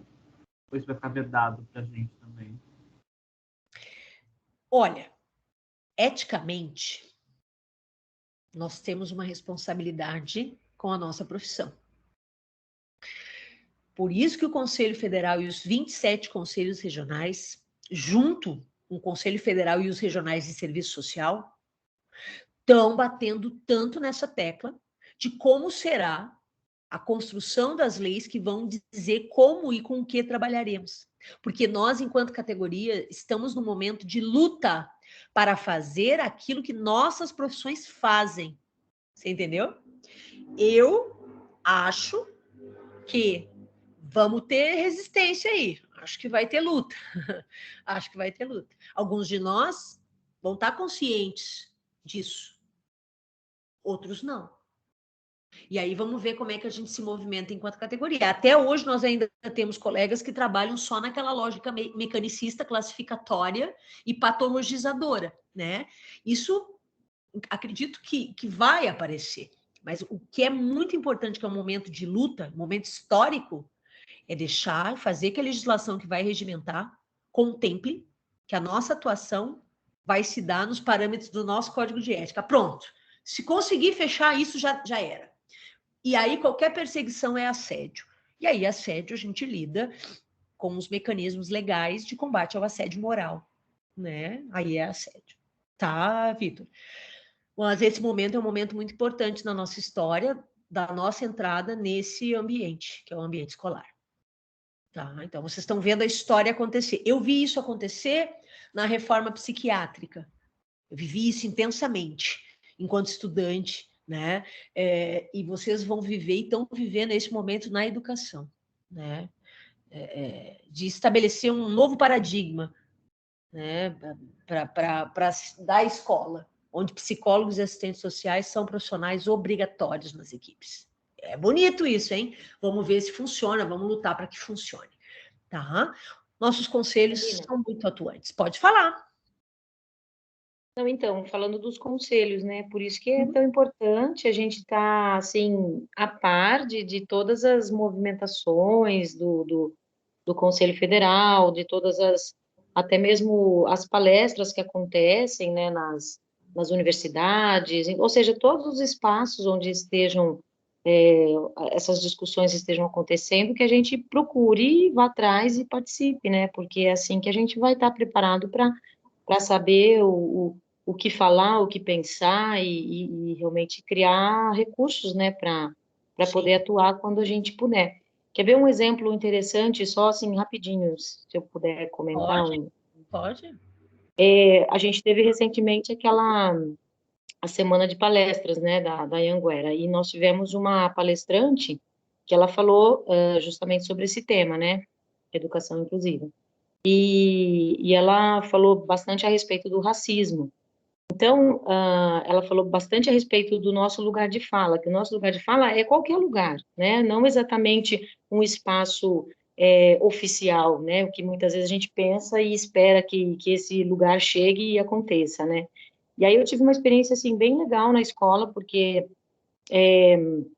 as crianças do 5º ano, elas estavam fazendo um trabalho sobre racismo e elas estavam fazendo bem naquela lógica, assim, né? De evidenciar toda a história, toda a parte ruim da história, o que é importante que as pessoas saibam, obviamente, né? Mas é o que normalmente se fala, o que normalmente se evidencia. E nessa palestra, ela coloca o seguinte, que a gente precisa trabalhar dentro das escolas e dentro dos espaços muito mais a parte, tudo que tem de positivo dentro dessa história, para que essa imagem ela seja mudada, né?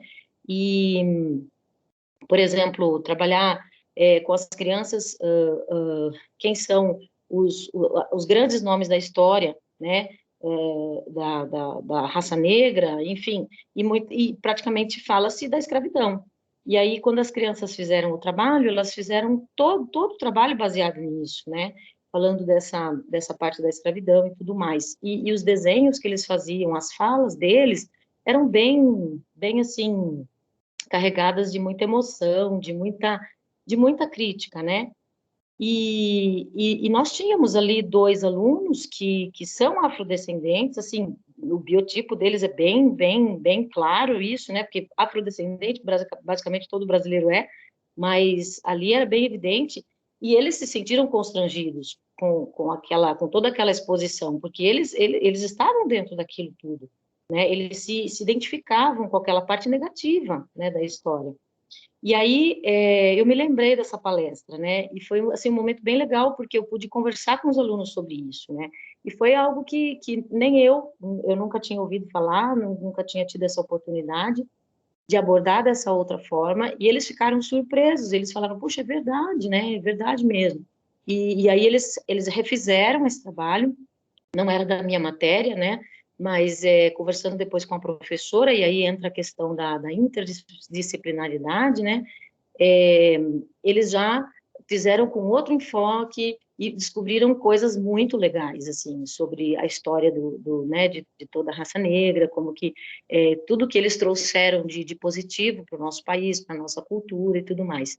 Então, foi algo, assim, que fez para mim a diferença, né? Estar participando de um espaço onde ouvir e conhecer e estudar e saber sempre mais é o que vai abrir a nossa mente e nos dar recursos para falar no momento que for necessário, né? Sim, sim. Foi a Lia que palestrou? A Lia, não, uma pedagoga? O nome dela eu anotei como Lucimara Santos. Eu até procurei ela no Instagram, mas eu não consegui achá-la. Tá. Bom, ok, e acho que a gente precisa enchê-los de orgulho dos grandes nomes de pessoas pretas, né, pessoas não brancas que construíram a história do nosso país, autores, né, escritores, cientistas, né, os próprios potentes rebelados dos quilombos, né, Zumbi, Dandara, indo mais para trás na história, mas a gente tem cientistas, escritores, né, dramaturgos, nós temos psicanalistas excelentes, maravilhosos, pretos, né, e a gente não lê. Né? Enfim. Então é legal, eu acho bacana, boa a sua contribuição, porque faz a gente botar foco na potência, passar pela história para a gente marcar que aquilo foi um sequestro coletivo de 6 milhões de pessoas, né? E uma mazela absurda que só se reedita com novas caras, né? E que se dá até hoje, e que eles têm um orgulho deles. Né? Que eles têm os seus heróis porque eles existem, eles só não são visibilizados, né? Beleza, até mesmo nós, que a gente possa ter mais orgulho do nosso próprio país, né? Que foi construído por eles, né? Basicamente. Então, assim, quantos de nós nos sentimos envergonhados, né? Muitas vezes do país que nós temos por tudo que a gente vê. E quando a gente conhece esse lado de toda essa contribuição que eles trouxeram, a gente também vai construir algo muito mais positivo enquanto ser humano, né? Enquanto pessoa, enfim, da nossa própria subjetividade mesmo, né? Independente da cor que a gente tenha, só pelo fato de sermos brasileiros, isso já faz toda a diferença para nós também, né? Uhum. Ok. Pessoal, então olha lá. Quando a gente está no cotidiano escolar, existem rituais, modelos, práticas, né, que constroem o funcionar dessa escola, né? Nós precisamos, enquanto psicólogos, enxergar as vidas que fazem parte do ambiente escolar na sua ampla diversidade, em todas as maneiras e os arranjos que essas vidas se utilizam para sobreviver, né? E entender que esses estudantes que estão conosco vêm constituídos por essa história familiar, territorial, né? E compreender tudo isso, né? O que a gente faz em face dessa realidade? Muitas vezes não se olha para essa diversidade humana que se tem na escola porque não se sabe lidar, né? Não se tem, às vezes, interesse de lidar, mas reconhecer a diversidade exige muito mais complexidade na maneira de oferecer aquilo que a escola tem a oferecer, né? Então, que o nosso olhar sempre seja nesse sentido, pessoal, de considerar a diversidade humana, a diversidade dos territórios, né? Ok? Nossa, meu slide não está passando mais. Do 18 para frente. Eu vou parar a apresentação só um pouquinho, tá, pessoal? Eu vou colocar de novo. O slide resolveu encerrar a aula. Ele disse, chega, deu, acabou. Gostaram, né? Alguns até sorriram internamente, outros externamente. Eu estou de olho, viu, Vitor? Estou vendo você sorrindo aí. Vamos lá. Eu tô rindo do Teams, né? Que pra mim ele já não tá aparecendo desde a aula passada, né? Que pra quem entrou, parará, a apresentação não tem, eu tô acompanhando aqui na outra tela. Agora parou aí, mas ainda bem que não pensa comigo. Na aula de Direito da semana passada, teve uma apresentação minha que não entrou também. E aí os meninos falaram que isso está acontecendo em todas as aulas. Eu disse, bom, então eu estou com sorte, porque comigo aconteceu pouquíssimas vezes, né?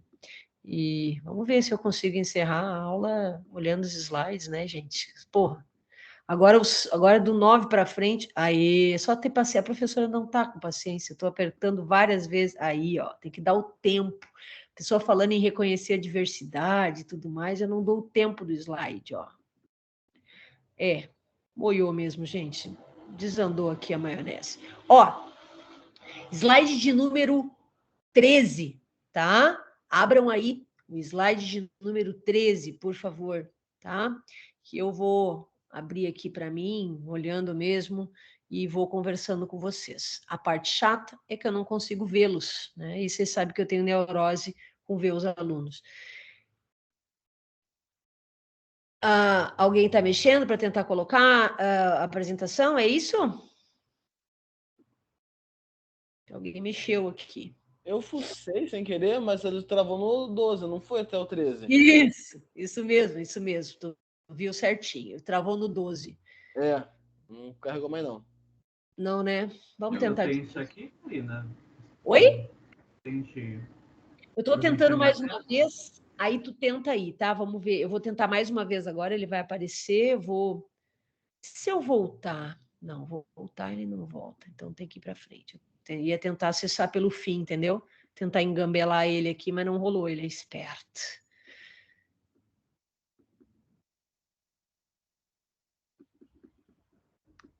Ele se nega a passar para o 13. Deve ser parente do Zagalo. Ó, não deu. Abram aí, faltam poucas lâminas. Vamos para a lâmina 13, tá?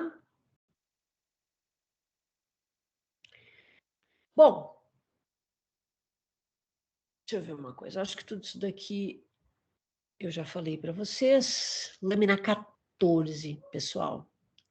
Aqui vem o número da lei, a lei 13.935, que é essa lei que a professora disse para vocês, que traz aí a inclusão dos psicólogos nas escolas e dos assistentes sociais também, né? Eu ainda estou teimosamente tentando passar o slide, mas agora eu vou desistir mesmo. Então, a lei 13.935 de 2019, de setembro de 2019, se não me engano, a publicação foi em outubro, alguma coisa assim, é essa lei que é fruto de uma intensa mobilização de psicólogos e assistentes sociais, como a professora já falou para vocês, né? E que derruba, porque o que aconteceu?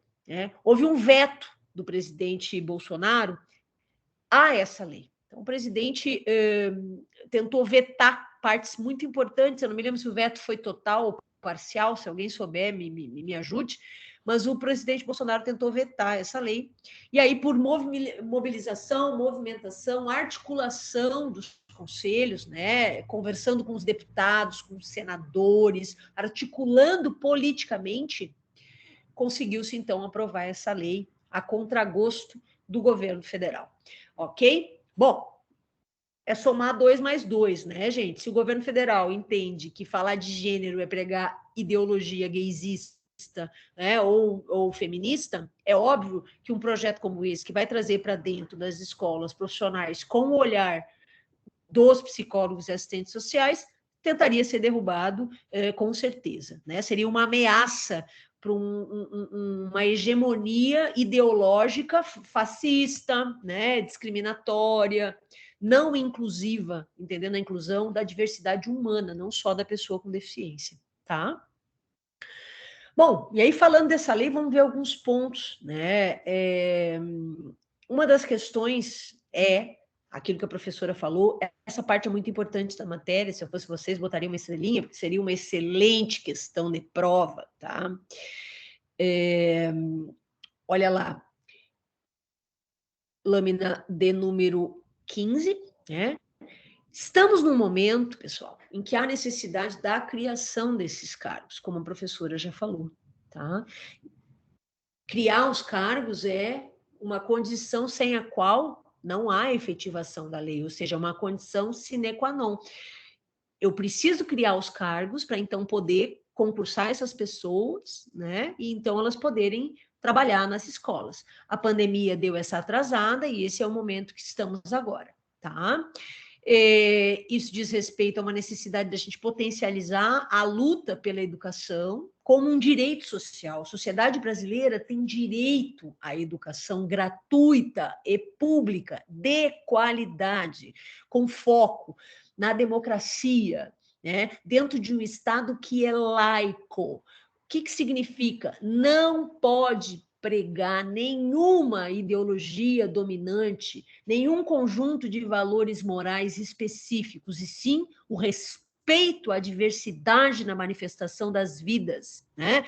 De todas as formas de manifestação da vida, ok? Essa educação pública, ela tem que ser orientada para a sociedade, para olhar para essas pessoas que fazem parte e acessam essa educação. Ela tem que ser prestada para aquelas pessoas. Então, nada sobre nós sem nós, né, gente? Que é aquele lema da inclusão das pessoas com deficiência, mas eu sempre repito, olhando para as pessoas no seu aspecto integral dentro da escola, olhando para as famílias desses alunos, olhando para as pessoas que vivem naquele território, trabalham naquele território, tá certo? E aqui agora o rol taxativo. Quais são as 15 atribuições que a Lei 13.935 traz como atribuições taxativas do profissional de psicologia? Nunca esquecendo que a nossa atuação, ela tem que considerar o contexto social, né, em que as pessoas estão inseridas, que escola é essa, como ela funciona. Cheguei na escola hoje, tá? Sou psicóloga, entrei na escola hoje. Que lugar é esse?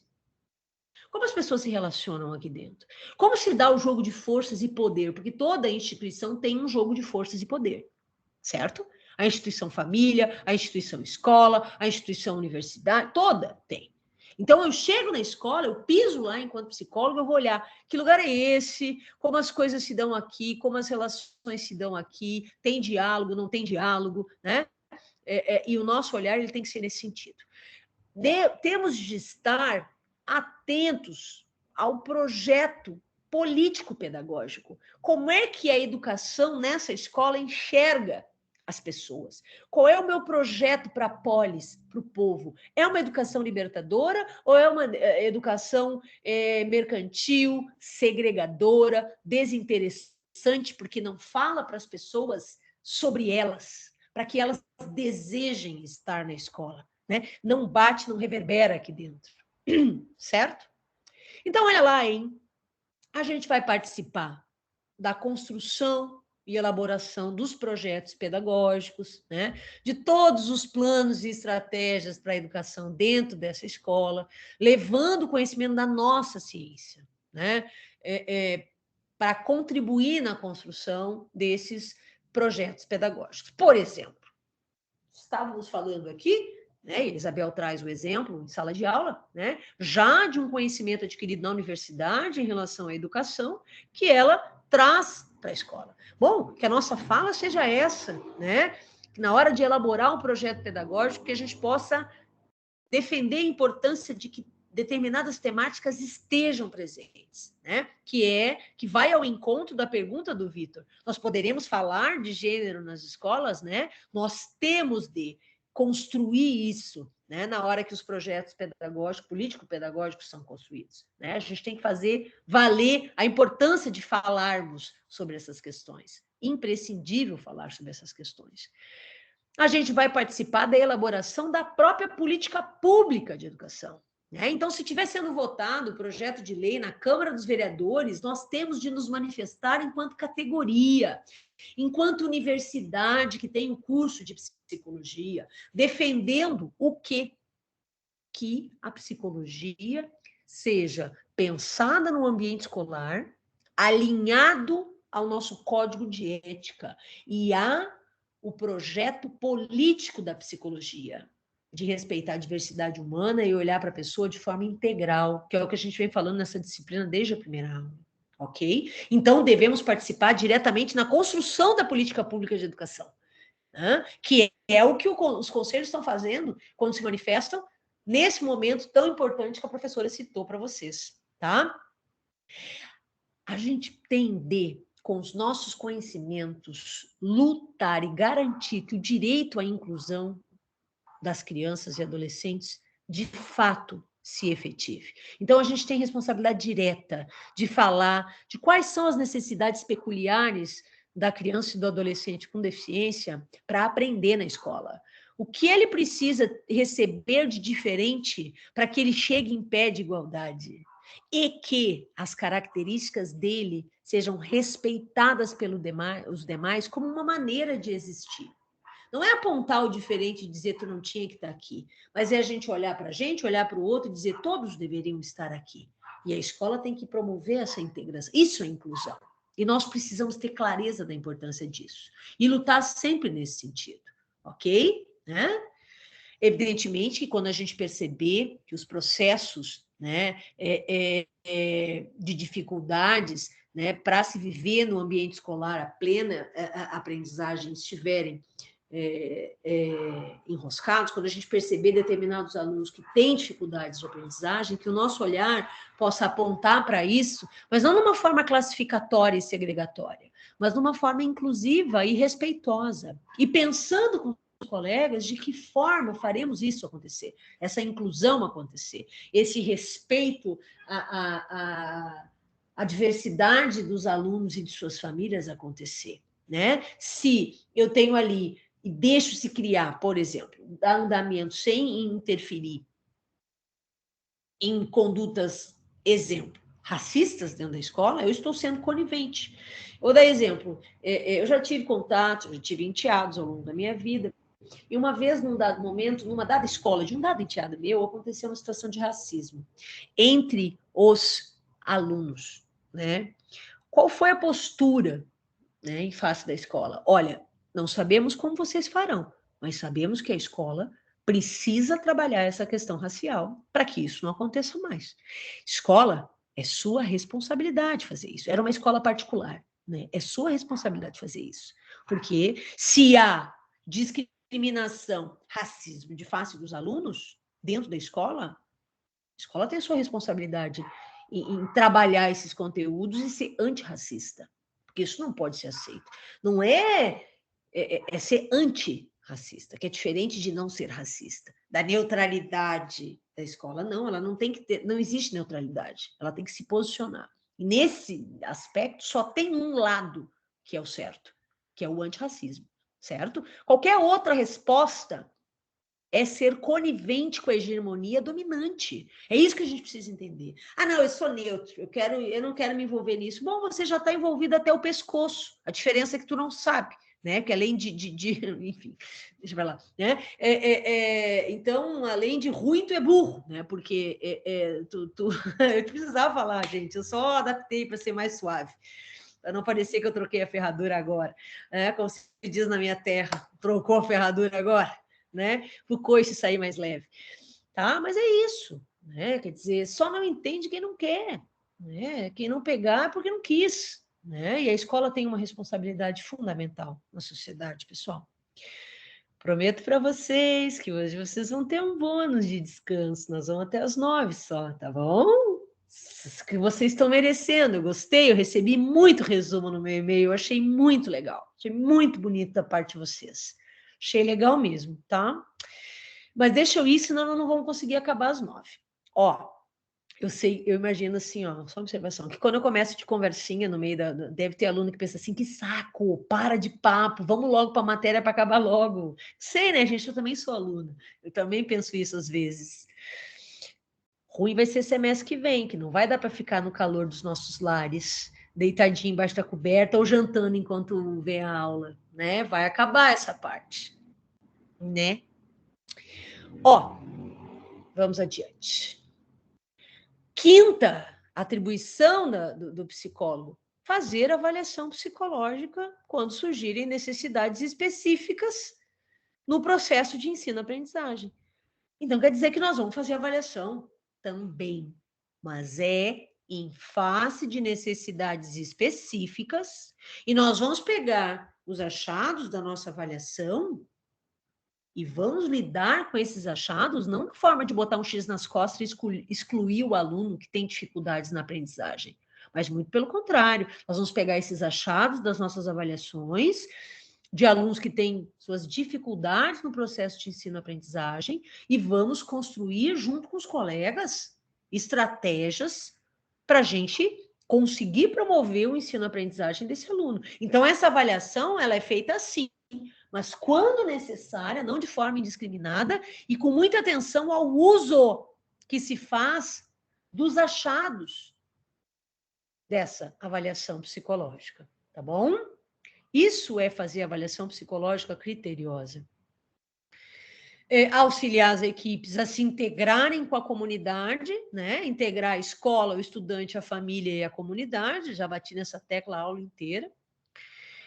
Lutar, né, e contribuir para a formação continuada dos profissionais da educação, né? A gente tem que fazer parte desse coro que se ergue dos profissionais da educação por formação continuada, por atualização constante, por formação e capacitação. Nós temos que nos unirmos aos nossos colegas e lutar por isso, tá? Contribuir para os programas e projetos que são desenvolvidos na escola, de uma forma geral. Ter ações de enfrentamento à violência, né, e redução dos preconceitos e discriminações dentro do ambiente escolar, já falamos sobre isso, fica evidente na minha fala ao longo da aula que isso é atribuição nossa. Propor articulação intersetorial no território, visando a integralidade do atendimento. Ó, o que eu quero dizer com isso? E aí, tem outros órgãos no território onde a escola está inserida? Né? O que cada um faz? Como é que a gente pode olhar para esse aluno e para sua família de uma forma integral, né? Dialogando e cada um conhecendo qual a responsabilidade do outro e trabalhando junto. Como eu falei lá na experiência, na escola, em que nós chamamos lá todos os serviços públicos que estavam presentes no território para lidar com as problemáticas das crianças e das famílias daquele território, que muito por acaso ia parar todo mundo na escola. Então, a escola era um lugar em comum, né? Mas essas famílias eram atendidas por outros tantos órgãos. E aí, como é que nós vamos olhar para essas famílias e potencializar essas famílias? Temos também a responsabilidade de promover ações voltadas à escolarização do público da educação especial. É a inclusão, a inserção das pessoas que precisam de manejos especiais para que possam, de fato, ter o acesso à educação. Não adianta colocar na sala de aula e não dar os recursos necessários. Porque daí, é como a professora disse no início da aula, é perverso. Eu ofereço uma coisa, mas eu dou uma partezinha só dessa coisa. Né? Em tese, eu dei a coisa toda, mas eu não fiz acontecer. Então, eu não estou trabalhando e promovendo a escolarização do aluno que precisa de inclusão. Tá? Promover ações colaborativas, multiprofissionais entre a escola e a comunidade. Dei esse exemplo da escola aberta no final de semana, mas também que a escola possa chamar a comunidade a frequentar o ambiente escolar, afinal de contas, a escola é nossa, tá? Isso também. Na verdade, isso tudo que eu estou vendo aqui, pessoal, são todas coisas que eu já fui falando ao longo da aula de hoje, e olhar esse rol taxativo, né, evidencia para vocês, né, qual é a nossa responsabilidade aí, tá? Dentro desse ambiente escolar, com os alunos, com os professores, com os funcionários de uma forma geral da escola, com a comunidade, né? Então, a nossa função é trabalhar com todos, sendo aquele profissional crítico que vai promover o entendimento das pessoas e das relações presentes no ambiente escolar. Perguntas. Considerando que concluí a apresentação da aula de hoje. Microfone aberto para perguntas, vamos lá? Pergunta que eu esqueci de fazer antes e me lembrei agora que você está falando das atividades. Se a gente identificar alguém que é psicólogo e não está fazendo essas atividades ou está indo nessa lógica mais patologizante, segregadora, né, enfim, discriminatória da função, tem o que a gente possa fazer enquanto reportar para o conselho, enfim, que eu acredito que vai ter, né? Às vezes eu dou uma passada nas postagens do conselho, né, daqui de São Paulo, e vejo umas pessoinhas lá que falam, meu Deus do céu, como você ser psicólogo, porque eu gosto de ver nos comentários, né? Que eu gosto de ver um pouquinho do caos, assim. Então eu vou nos comentários, nas publicações, e fico, gente, como pode? Pode. Dependendo da pisada na bola, né? Se ela for de ordem com conteúdos de crime, né? Porque se forem conteúdos da ordem do racismo, da LGBTfobia, a gente está falando de crime, né? A gente está falando de crime porque já tem leis que criminalizam o racismo e a homofobia, né? Agora, o que fica mais difícil de a gente pegar para poder representar no conselho é se são avaliações que ficam nessa coisa classificatória e segregatória. É muito difícil pegar isso e poder representar no conselho, né? Às vezes a gente consegue levar isso quando a gente trabalha ali junto com um colega nas reuniões e dizer, olha, estamos tendo práticas nesse sentido, essas práticas vão contra, e aí você vai gerando aquele desconforto para ver se de dentro da própria instituição, da própria política pública, você consegue promover reflexão e mudança, né? Evidentemente, se houverem provas concretas, cabais, documentais, testemunhais dos crimes, né, associados aí, né, aí a gente pode representar sim, né, e aí representa no conselho, o conselho vai entrar em contato, vai chamar o colega, vai ter um rol de medidas ali, né, mas dependendo da gravidade, pode dar suspensão do exercício e até perda, cassação do CRP, né? Ok. Mais alguma pergunta, pessoal? Quando vocês vão pensando nas perguntas, nossa prova, né? Essa é a nossa última aula, semana que vem não haverá aula, e aí na outra já é a prova, né? Nossa prova vai abordar todo o conteúdo que a gente viu em B2, né? Leiam os textos teóricos, né? Prestem muita atenção nos slides, né? Essa prova de B2 vai ser bem parecida com a de B1, né? Vai ser o mesmo tipo de prova. Vocês têm aí um total de 2 pontos. Para quem fez as atividades extras, vocês vão ter aí 2 pontos somados na nota da prova. Então, acho que na economia das notas, acho que a turma tá bem aí, né? Quem fez o resumo, por exemplo, assegurou, eu dei uma bela olhada nos resumos, segurou 1 ponto, tirou 6 na prova, fez o resumo 7. Se fez a apresentação do seminário, 8, né? É legal, porque essa é uma maneira da professora ir valorizando o desempenho de vocês ao longo do bimestre, não só na prova, né? Então, essa é a minha intenção, né? É poder valorizar as atividades que vocês vão fazendo ao longo do bimestre, né? Tá bom? Então, estudem, olhem bem os slides, se atenham bem à função das unidades, né? Se atenham bastante naquelas partes em que a professora falou, oh, isso aqui é importante, darei uma questão de prova, tá? Porque é dica que eu estou dando, né? As provas eu não quero que elas sejam pegadinhas, né? As provas são uma maneira de a gente mensurar conhecimento, né? mas só uma maneira, ok? Vamos encerrar, então? Eu vou parar a gravação, é isso? Tudo bem, maravilha. Estamos cansados, pode falar. Não, rapidinho. Na aula passada, eu não pude assistir. E aí eu ainda não acessei a sua última aula, não assisti a gravação dela. E eu fiquei perdida com essa história do resumo, porque você falando de resumo, eu falei, mas que resumo que é esse? Aí uma colega respondeu no grupo, e ela falou que era até hoje. Tem como mandar ainda, ou você não está aceitando mais os resumos desse texto? Tá, vamos fazer assim. Eu vou abrir o precedente para você e vou abrir o precedente para os outros também, então. Tá? Então, a gente faz assim. Até... Hoje é quinta? Até sábado me mandem, porque eu aí no domingo eu dou uma olhada, ou segunda eu dou uma olhada, né? E vejo quem vai tirar meio, enfim, tá? Então, ó, até sábado, quem não mandou o resumo pode mandar, tá? Então eu abro para todos e aí a gente assegura que até sábado quem não mandou pode mandar, tá bom? Beleza, obrigada. Nada. E se eu não me engano, a aula passada o link é fechado, viu? Porque acho que teve algumas coisas nossas que eu achei por bem deixar entre nós. Então, todos terão acesso com o link fechado, claro, tá? Para não expor. Foi mandado. Foi mandado. O Vitor postou tudo, mas é que eu não tive a oportunidade de assistir ainda.